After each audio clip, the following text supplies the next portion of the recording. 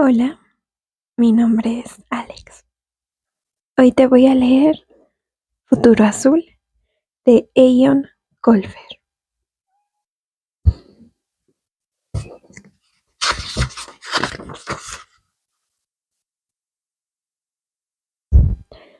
Para Sophie, mi amiga y agente. Gracias por los últimos 4 años y por los muchos más que vendrán.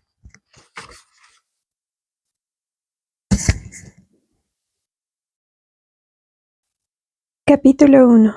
Cosmonaut Hill. Ciudad satélite, hemisferio norte, próximamente. Ciudad satélite, la ciudad del futuro, anunciaban las vallas publicitarias. Una metrópoli bajo el control absoluto del satélite Miyishi 9, eternamente suspendido en el aire, encima de ella como un buque de guerra flotante. Una ciudad entera hecha a medida para el tercer milenio. Todo lo que quiera el cuerpo y nada de lo que necesite el alma. 500 kilómetros cuadrados de acero gris y automóviles. Ciudad satélite, una superciudad de 25 millones de habitantes, cada uno de ellos con una historia más conmovedora que contar que la de su vecino. Si lo que quieres son finales felices, más te vale mantenerte alejado de la ciudad del futuro. Tomemos a Cosmo Hill, por ejemplo, un buen chico que no había hecho nada malo en su corta existencia. Por desgracia, eso no le bastó para garantizarse una vida feliz, porque Cosmo Hill no tenía patrocinador, y en Ciudad Satélite, si no tenías patrocinador y no podían localizar a tus padres biológicos consultando los archivos públicos de registro de ADN, te enviaban a un orfanato hasta que alcances la edad adulta, y, para entonces, o estabas muerto o el orfanato ya te había fabricado unos antecedentes penales para poder venderte a una de las cárceles privadas de trabajos forzados. 14 años antes de que emprendemos el hilo de esta historia, un Cosmo recién nacido fue encontrado envuelto en una bolsa aislada térmica en la pizza alegre de Cosmonaut Hill, Moscow Town. La policía estatal tomó una muestra de su ADN, buscó una coincidencia en el ordenador central de satélite y no encontró nada. La situación no tenía nada de raro, porque todos los días aparecían huérfanos en la ciudad, así que sumergieron al recién bautizado Cosmo Hill en un tanque de vacunas y lo metieron en un vagón para enviarlo al Instituto Clarissa Frein para chicos con dificultades de relación con los padres. En el vagón de transporte de mercancías. Ciudad Satélite no formaba parte de ningún sistema de seguridad social, por lo que las instituciones tenían que recaudar fondos como pudiesen. La especialidad de Clarissa Frein era probar productos nuevos. Cada vez que una empresa producía un nuevo alimento modificado o desarrollaba un producto farmacéutico no experimentado, el orfanato ofrecía como voluntarios a sus internos para que hiciesen de cobayas. En el aspecto económico, el sistema funcionaba con una lógica aplastante. Los huérfanos recibían alimentación y atenciones higiénicas, y el Instituto Frein recibía dinero por el privilegio. La formación de Cosmo estaba en manos de programas informáticos educativos. Tenía los dientes más blancos que la nieve, y el pelo brillante y libre de caspa, pero cada día se sentía como si le estuviesen rascando el intestino con un estropajo radioactivo. Al final, Cosmo acabó por darse cuenta de que el orfanato estaba acabando lentamente con él. Había llegado la hora de largarse. Solo había 3 formas de salir de Clarissa Frey: la adopción, la muerte o la huida.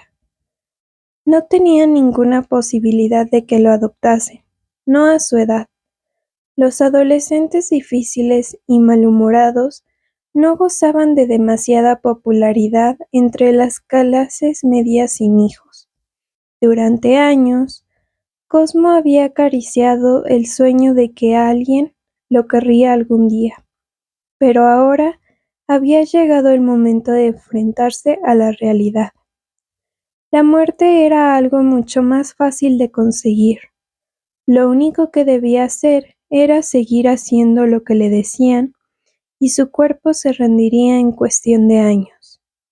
La media de esperanza de vida de un huérfano institucionalizado era de 15 años.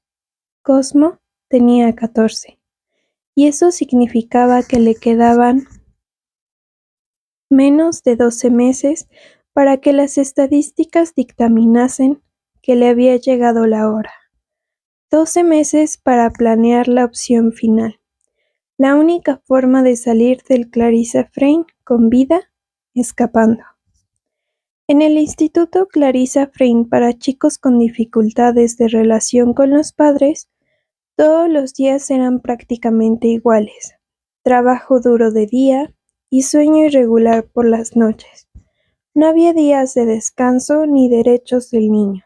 Todos los días eran días de trabajo. Los supervisores hacían trabajar tan duro a los huérfanos que a las 8 de la tarde casi todos se dormían de pie, soñando con sus camas.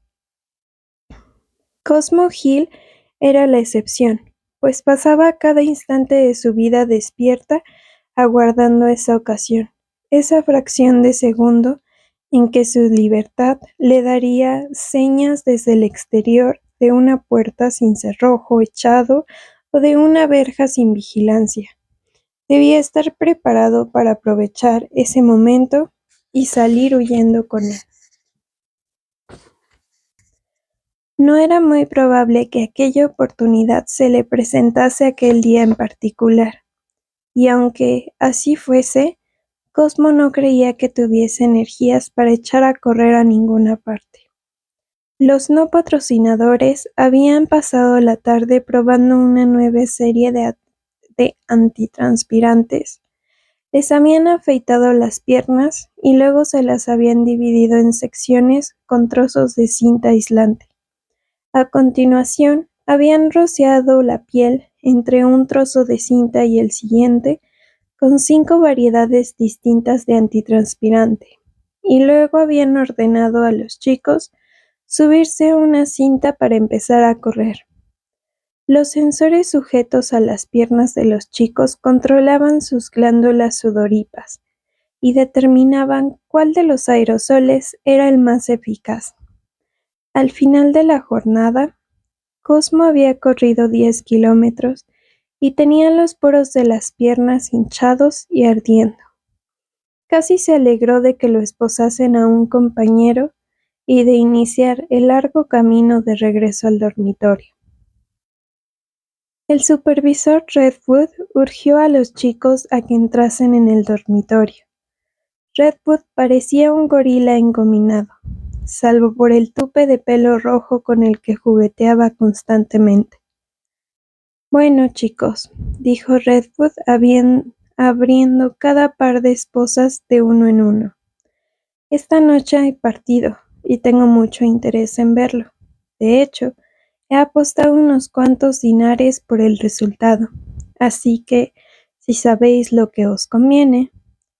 A Redwood no le hizo falta terminar de verbalizar su amenaza, pues los chicos sabían que el supervisor conocía 100 maneras legales de convertir la vida de un no patrocinador en un auténtico infierno y 1000 maneras ilegales. «Que durmáis bien, principitos», se despidió el supervisor con una sonrisa burlona, mientras tecleaba el código de seguridad en la puerta del dormitorio. Mañana, como de costumbre, os espera un día de mucho ajetreo, repleto de diversión. Una vez que Redwood hubo salido, los no patrocinados se alejaron, y el rumor de los gemidos de dolor de los chicos reveló al silencio de la disciplina. Cosmo se tocó con cuidado la pierna, en lugar donde un aerosol particularmente ácido le había quemado la piel. 5 minutos para apagar las luces, se oyó la voz de Redwood a través de la pared de altavoces. Trepad por la escalera, chicos. 300 huérfanos se dirigieron al unísono a la decena de escaleras de acero y empezaron a trepar por ellas. Nadie quería quedarse en el suelo del dormitorio para cuando apagaran las luces. Si los supervisores pillaban a un no patrocinado en el suelo con las luces apagadas, una carrera de 10 kilómetros sería como un paseo dominical comparada con el castigo que le impondrían. Cada uno de los chicos disponía de una sección del dormitorio donde comía, dormía y pasaba el tiempo libre que tuviesen los no patrocinados. En realidad, las habitaciones eran secciones de tuberías de cartón cosidas en fragmentos de 1,80 m. Las tuberías estaban suspendidas en un entramado de cables a casi 1,5 m del suelo. Cuando los huérfanos ocupaban las tuberías, todo el invento se balanceaba como un transatlántico. Cosmo trepó con rapidez, haciendo caso omiso del dolor que sentía en los músculos de la pierna. Su tubería estaba casi arriba de todo. Si las luces se apagaban antes de que llegase hasta ella, podía quedarse encallado en la escalera. Con cada peldaño que subía, sentía una nueva punzada del dolor en los tendones, pero seguía trepando y empujando con la cabeza al chico que tenía delante y sintiendo las prisas del chico que venía detrás. Después de varios minutos de escalada febril, Cosmo llegó a su nivel, una estrecha pasarela de una anchura de apenas un palmo servía de acceso a cada una de las tuberías. Cosmo la cruzó con cuidado, agarrándose de una barandilla de la parte inferior de la pasarela que tenía justo encima. Su tubería estaba 4 columnas más allá. Cosmo se lanzó al interior y aterrizó en el colchón de espuma 10 segundos antes de que apagaran las luces. Un brillo amarillo y enfermizo iluminaba el interior de las tuberías. La cena. Antes, un supervisor la había arrojado al interior de la tubería con ayuda de una grúa pluma. Años atrás, los no patrocinados habían probado la comida envasada para consumo de soldados en el campo de batalla. Tanto las bandejas como las botellas de agua eran luminosas y también comestibles, lo cual significaba que los huérfanos podían comer una vez apagadas las luces, ahorrando de este modo unos cuantos dinares a la dirección del centro. La bandeja era una especie de galleta delgada y crujiente, sin levadura, y la botella de agua estaba hecha de goma de mascar. El ejército había dejado de consumir la comida envasada después de varias denuncias presentadas por los soldados, que aseguraban que aquellos paquetes luminosos les provocaban hemorragias internas. El orfanato compró todo el excedente y se lo daba de comer a los internos todos los días. Cosmo comía despacio, sin molestarse en preguntarse de qué estaría hecho aquello, porque si se lo preguntaba, solo conseguiría una preocupación más en su lista. Tenía que creer que escaparía de Clarissa Frame antes de que ellos de que aquellos paquetes de comida envasada le destrozaran la salud. Se guardó el agua para el final, tras usar la mayor parte para acompañar la bandeja de galleta crujiente. Luego volvió la botella de goma al revés y se la puso encima de la cabeza como si fuera un embudo. Tiene que haber una vida mejor, pensó con tristeza. En algún lugar, en aquel preciso instante, había gente charlando tranquilamente. Seguro que había gente riéndose, echándose unas risas auténticas además, no como aquellas risas maliciosas que tan a menudo retumbaban por los pasillos del orfanato. Cosmo se recostó y sintió cómo la humedad de la botella de goma le calaba la frente. Esa noche no tenía ganas de pensar. Esa noche no quería jugar a fantasear con quiénes eran sus padres. Pero el sueño que tanto había necesitado se mostraba ahora esquivo. Sus padres biológicos, ¿quiénes eran? ¿Por qué lo habían abandonado en Cosmonaut Hill? A lo mejor era ruso, aunque no se podía saber por sus facciones. Pelo castaño y rizado, ojos marrones, tez clara y pecosa. Podría ser de cualquier parte. ¿Por qué lo habían abandonado? Cosmo presionó la botella de goma contra una zona enrojecida de la pierna. «Cállate», le dijo a su cerebro. «Esta noche no. No sigas viviendo en el pasado. Hay que mirar al futuro». Alguien dio unos golpecitos en la tubería de arriba. Eran mordazas Morphy. La red estaba estableciendo contacto. Cosmo respondió dando unos nuevos golpecitos y a continuación movió el colchón, como señal para Ganzúas, que estaba en la tubería debajo. Los no patrocinados habían ideado un sistema de intercomunicación que les permitía hablar sin enfurecer a los guardias. El Clarissa Frein prohibía la comunicación cara a cara entre los chicos con el argumento de que de ese modo podían forjarse amistades y las amistades podían llevar a la unión, tal vez incluso a la revuelta.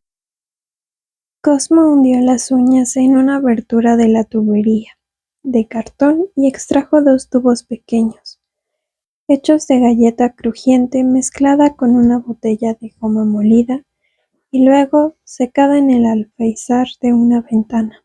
Cosmo atornilló uno en un agujerito de la base de la tubería y el otro en un agujero que tenía arriba. Oyó la voz de mordazas procedente del espacio de arriba.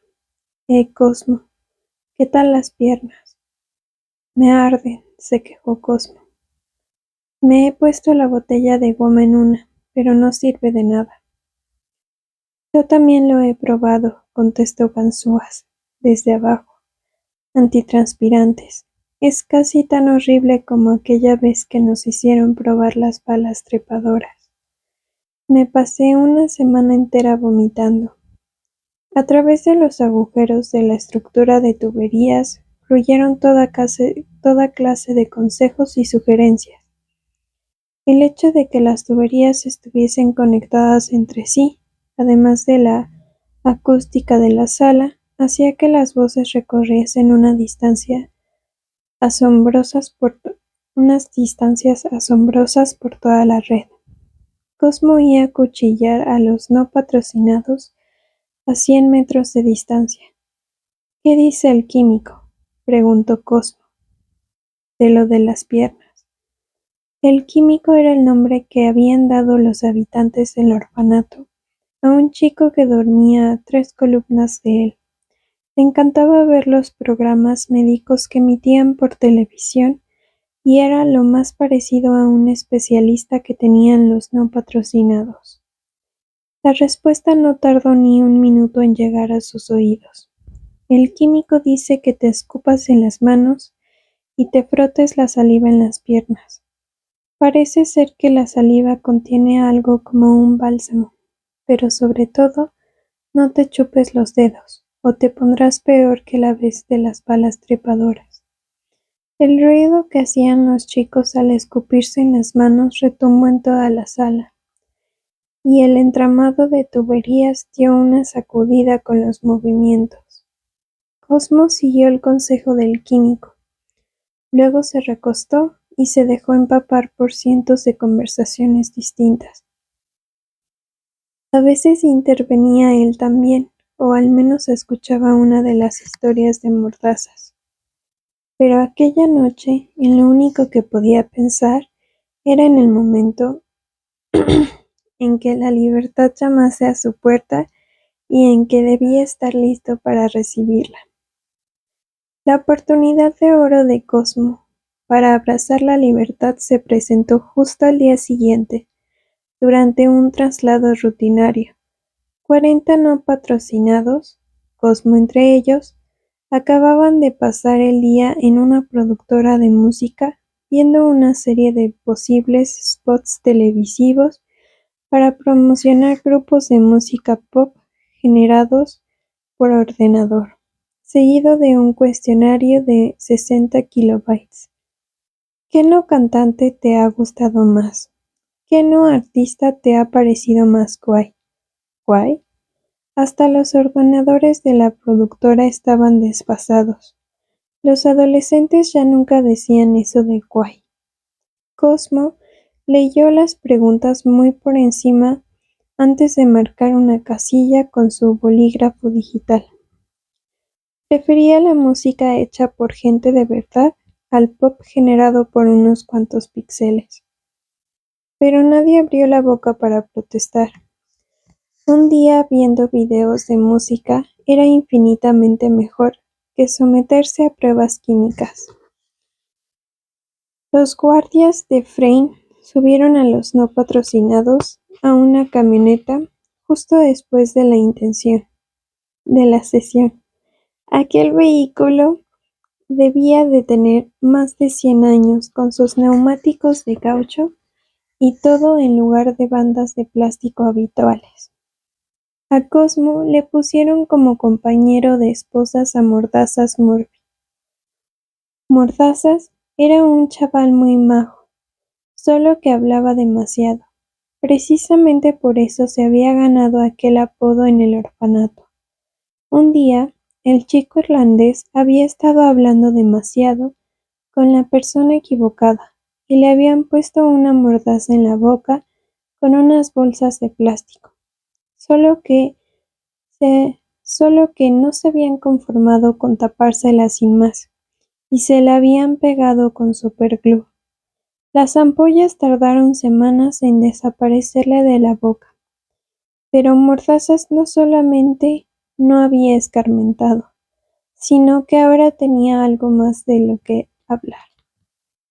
No lo llaman superglue porque sí, no te creas, explicó Mordazas animadamente, mientras uno de los guardias pasaba las esposas por la anilla de sujeción del asiento. Los médicos usan esa cosa en las zonas de guerra para cerrar las heridas. Lo echan directamente en la herida, ¿sabes? Cosmo asintió con la cabeza sin demasiado entusiasmo. Mordazas parecía olvidar que ya había contado esa historia 1.000.000 de veces. A lo mejor porque Cosmo era el único que fingía escucharlo cuando hablaba. Tuvieron que usar agua hirviendo para quitarme aquello de la cara, siguió diciendo Mordazas.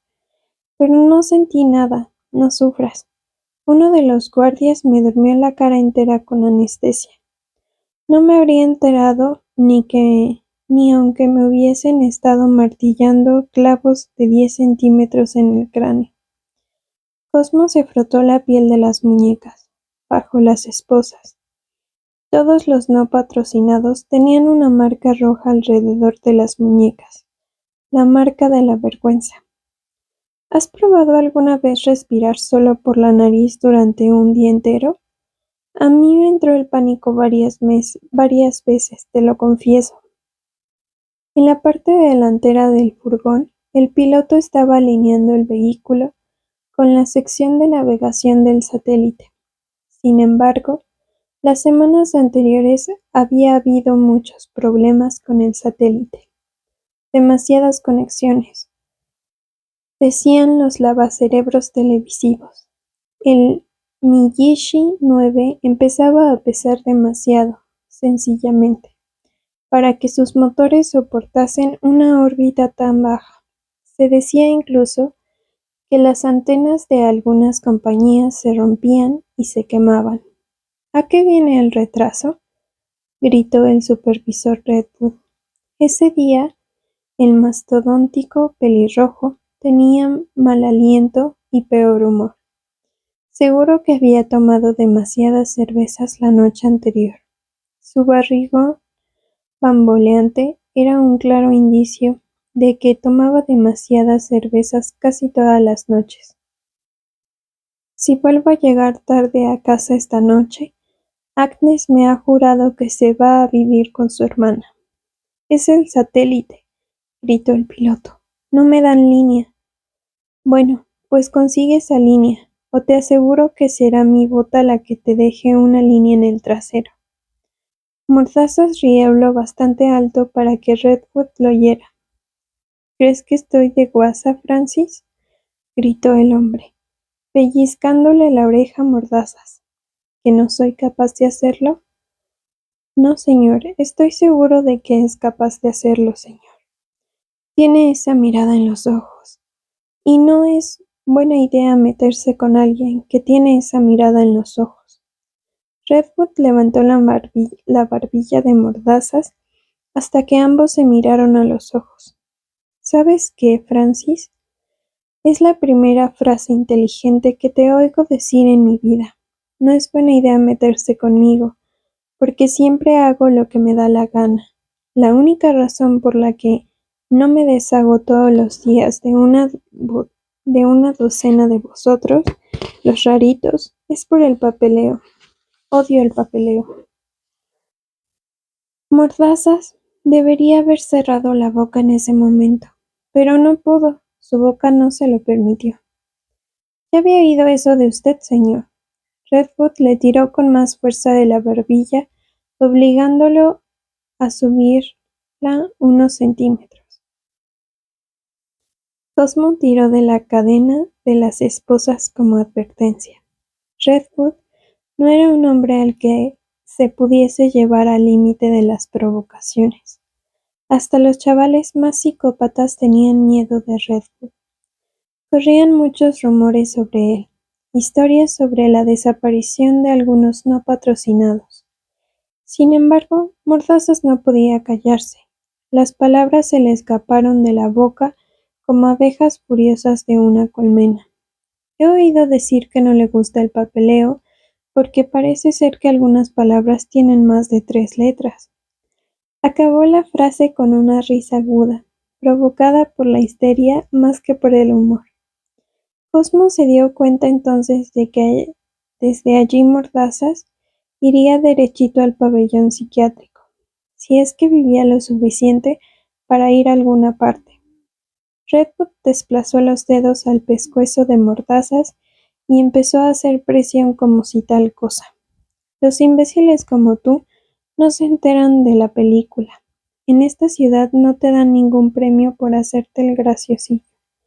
Así solo conseguirás hacerte daño o algo peor. El satélite le salvó el cuello a Mordazas, pues transmitió un plan de transporte antes de que Redwood pudiese cerrar un poco más los dedos. El furgón avanzó desde su sitio en el aparcamiento y se desplazó hasta la autopista principal. De la parte inferior del chasis se desplegó una guía que fue a introducirse en la ranura correspondiente de la autopista. Ya estamos alineados, anunció el piloto. Llegaremos al instituto dentro de 10 minutos. Redwood soltó el cuello de Mordazas. Tienes la suerte del irlandés, Francis. Ahora estoy demasiado contento para causarte ningún daño, pero luego, cuando esté de humor de perros, cuenta con ello. Mordazas tomó aliento casi con avaricia, pues sabía por experiencia que la tráquea No tardaría en encogérsele hasta adquirir el diámetro de una pajita de refresco y emitiría silbidos cada vez que hablase. Procura cerrar el pico, Mordazas, le susurró Cosmo mientras veía alejarse al supervisor. Redwood está loco. Para él no somos seres de carne y hueso. Mordazas asintió y se frotó el cuello dolorido. No puedo evitarlo, le explicó con voz ronca, y lágrimas en los ojos. Las barbaridades se me escapan por la boca. Esta vida me está volviendo loco. Cosmo conocía muy bien aquella sensación. Era la misma que se apoderaba de él muchas noches, tumbado en la tubería, oyendo el llanto sofocado a su alrededor. Seguro que tú también lo sientes, Cosmo. ¿Crees que va alguien a adoptar a un psicópata borderline como yo? ¿O a un adolescente problemático como tú? Cosmo apartó la mirada. Sabía que ninguno de los dos encajaba en el perfil adolescente con probabilidades de ser adoptado. Pero Mordaza siempre había conseguido fingir que aquel era el día en que aparecerían sus nuevos padres. La negación de aquel sueño significaba que el chico estaba al borde del colapso mental. Cosmo apoyó la cabeza en la ventanilla, observando la ciudad que se materializaba al otro lado del cristal. En ese momento pasaban por complejos de viviendas subvencionadas, bloques de departamentos de color gris. Eran edificios de hierro colado. Por alguna razón por la cual sus habitantes se referían a Ciudad Satélite como el Gran Colador. No es que el material fuese hierro en realidad, era un polímero con una base de acero y extremadamente resistente.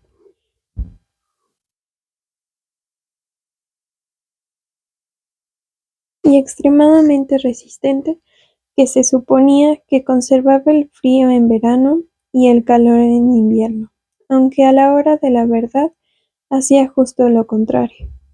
El furgón dio una violenta sacudida. Algo había chocado contra ellos por detrás. Redwood cayó sobre las planchas de plástico del suelo. ¿Qué pasa ahí afuera? Cosmo estiró el cuerpo al máximo, tirando de las esposas para tratar de ver algo. El piloto se había puesto de pie y estaba introduciendo su código una y otra vez en la unidad de alineamiento. Es el satélite. Hemos perdido la conexión. No había conexión. Eso significaba que se había quedado colgado en mitad de la autopista saturada de vehículos y sin ningún rumbo que seguir, como pececillos entre una bandada de tiburones. Recibieron un nuevo golpe, este lateral. Cosmo vio como una pequeña furgoneta de reparto salía a toda velocidad de la autopista con el parachoques destrozado. Redwood se levantó. Pasa manual, idiota. Usa el volante. El piloto se puso pálido. Los volantes solo se utilizaban en zonas rurales o en las carreras ilegales del distrito de Bushka. Lo más probable era que nunca en toda su vida hubiese tenido que vérselas con un volante.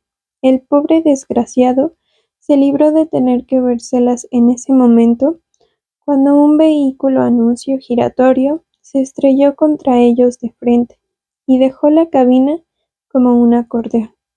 El piloto quedó aplastado entre un amasijo de hierros y cables. El impacto fue espectacular. Arrancó el furgón de su rail hasta hacerlo caer de lado. Cosmo y Mordazas se quedaron colgando de los asientos, salvados por las esposas. Redwood y los demás guardias cayeron desparramados por todas partes como hojas en una ventisca. Cosmo no supo contar cuántas veces colisionaron con el furgón otros vehículos. Tras un rato, los impactos se fusionaron como las notas finales de un frenético solo de batería. En los paneles laterales aparecieron grandes abolladuras acompañadas de un estruendo ensordecedor. Se hicieron añicos todas las ventanillas, estallando en una lluvia de arcoíris de cristal.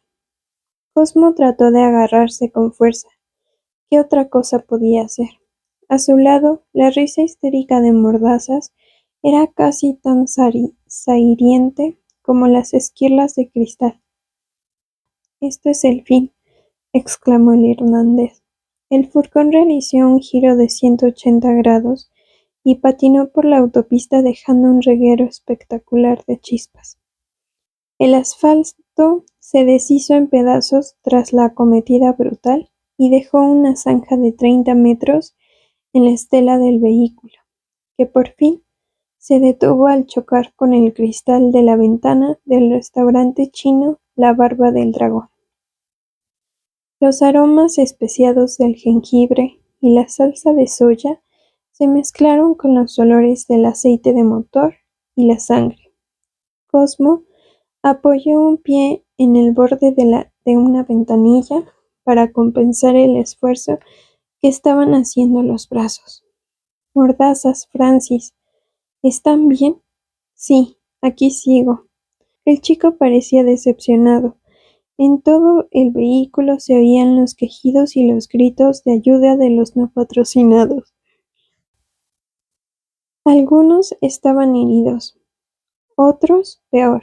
Los guardias estaban fuera de combate, o eso, o mirándose la extremidad que apuntaba en la dirección equivocada.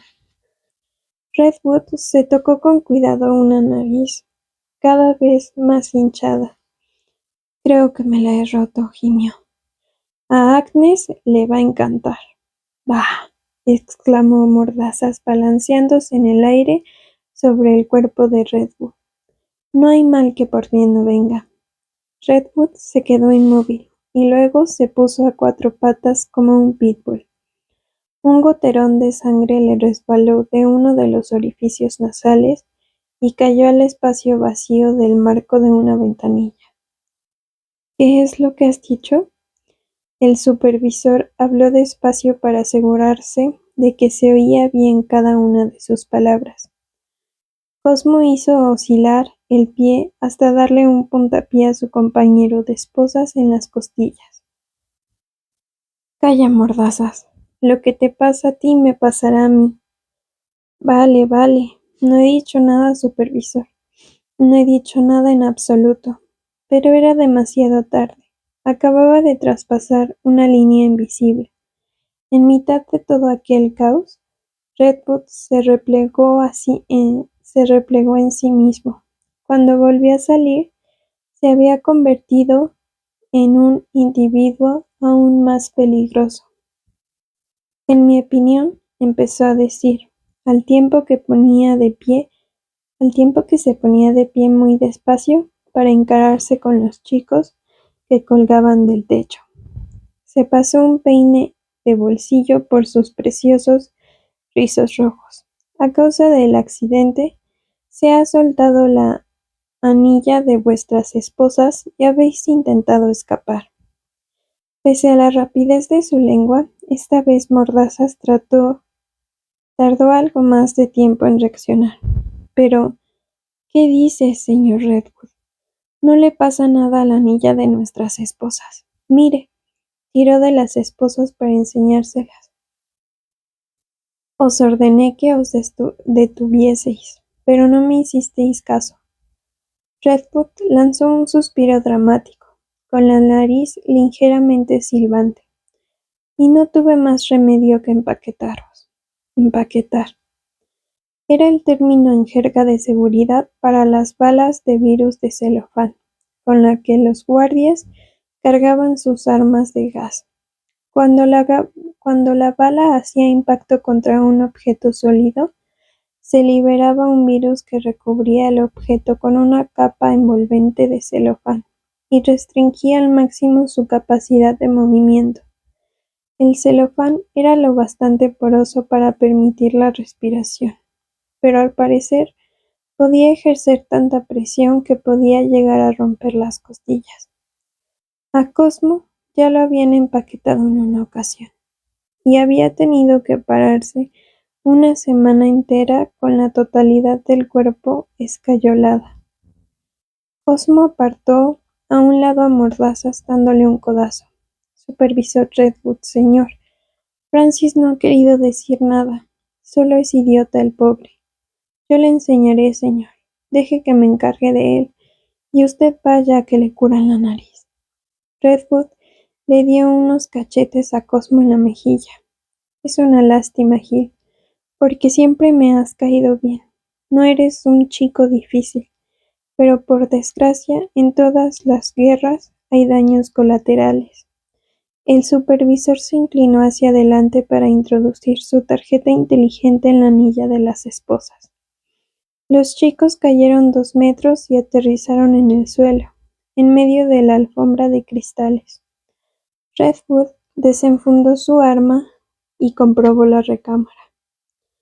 Soy un hombre razonable, explicó. Os doy 20 segundos.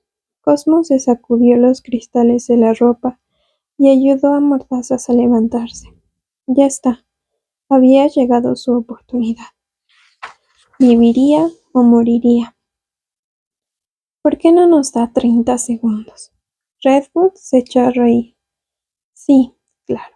¿Y por qué iba a hacer eso? Cosmo agarró a Redwood de la nariz y se la torció casi 90 grados. Por esto. Los ojos de Redwood se inundaron de lágrimas mientras se agachaba en el suelo retorciéndose de dolor entre los cristales rotos. Rápido, vamos, exclamó Cosmo agarrando a Mordazas del codo. Tenemos 30 segundos. Mordazas no se movió de donde estaba. Quiero pasar medio minuto viendo cómo sufre Redwood. Cosmo corrió a la luna trasera arrastrando al irlandés. Pues usa la imaginación, yo quiero vivir.